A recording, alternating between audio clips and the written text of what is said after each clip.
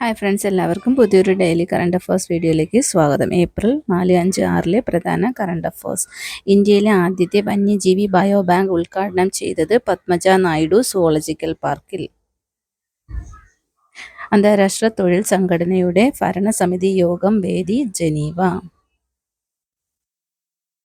പുണ്യ, ആദ്യ എന്നിവ നെല്ലിൻ്റെ അത്യുൽപാദന ശേഷിയുള്ള ഇനങ്ങളാണ്.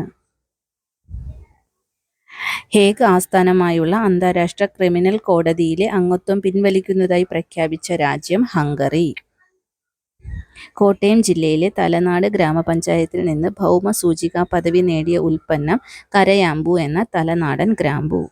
6ാമത് ബിംസ്റ്റെക് ഉച്ചകോടി നടക്കുന്നത് ബാങ്കോക്ക്, തായ്ലൻഡ്. ന്യൂസിലാൻഡ് പ്രധാനമന്ത്രി ക്രിസ്റ്റഫർ ലക്സൺ.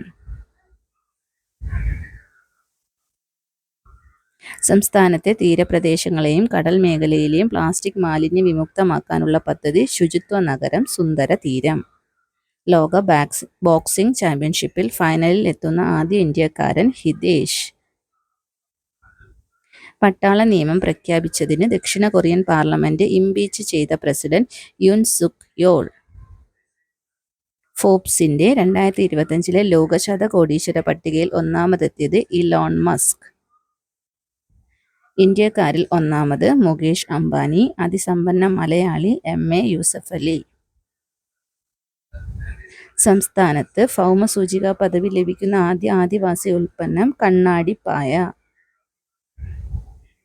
രസതന്ത്ര മേഖലയിലെ ഗവേഷണ സംഭാവനകൾക്ക് CSIR നൽകുന്ന ഫഡ്നഗർ ഫെലോഷിപ്പിന് അർഹനായ ആദ്യ മലയാളി ഡോക്ടർ A അജയഘോഷ്.